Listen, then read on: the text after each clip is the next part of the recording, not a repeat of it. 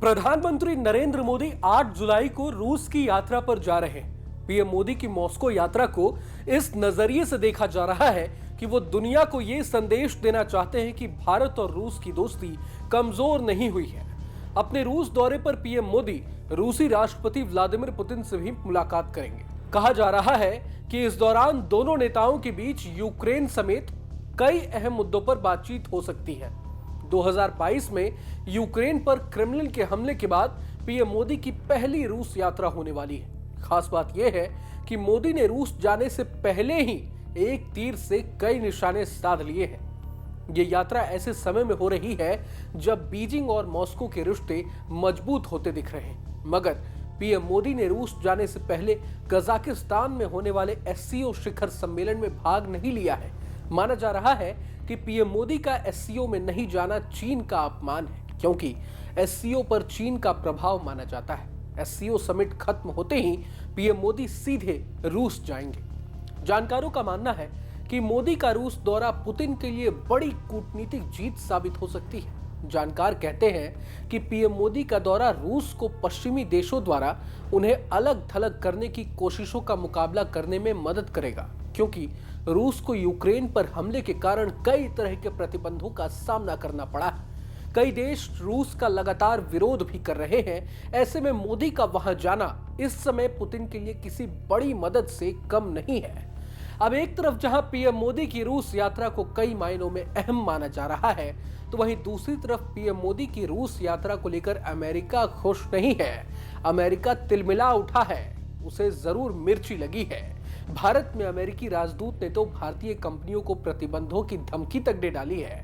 असल में एशिया में चीन के प्रभुत्व का मुकाबला करने के लिए अमेरिका भारत के साथ संबंधों को मजबूत करने की कोशिश में जुटा हुआ है।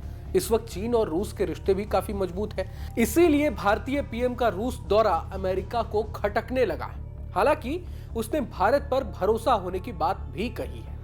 भारत के लिहाज से बात करें तो पीएम मोदी की रूस यात्रा की सबसे खास बात यह है कि इस बार दोनों देशों के बीच 5वीं पीढ़ी के फाइटर जेट को लेकर चर्चा हो सकती है।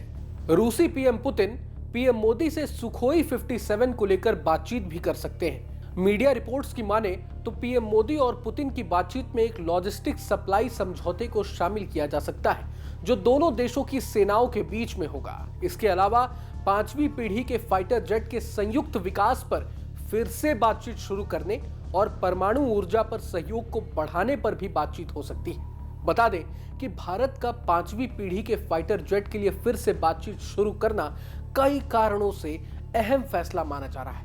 इस 5वीं पीढ़ी के नए फाइटर जेट को सुखोई 57 के आधार पर ही बनाया जाना है। सुखोई 57 जेट को तो दुनिया के सबसे शक्तिशाली लड़ाकू विमानों में से एक माना जाता है। इसकी स्पीड 2130 किलोमीटर प्रति घंटा है और ये फाइटर जेट कितना ताकतवर है, इसका अंदाजा तो इसी बात से लगाया जा सकता है कि नाटो ने सुखोई को फेलोन यानी हत्यारा कहकर बुलाया है। अब रूस और भारत के बीच सुखोई 57 जेट के आधार पर बन रहे 5वीं पीढ़ी के फाइटर जेट को लेकर करार हो सकता है।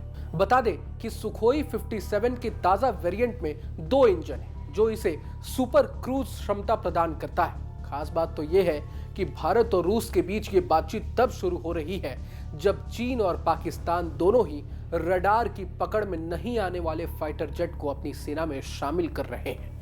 तीसरी बार सत्ता में आने के बाद ये प्रधानमंत्री की पहली द्विपक्षीय यात्रा होने वाली है। पिछली चुनावी जीत के बाद पीएम मोदी ने भूटान, मालदीव और श्रीलंका जैसे पड़ोसी देशों में जाना पसंद किया था। बहरहाल अब ये तो वक्त ही बताएगा कि रूस और भारत की दोस्ती किसके लिए फायदेमंद है और किसके लिए नुकसानदेह साबित होने वाली है। अगर आपको ये वीडियो पसंद आया तो कमेंट बॉक्स में जरूर बताएं। मेरा नाम रोहन है और आप देख रहे थे न्यूज नेशन। नमस्कार।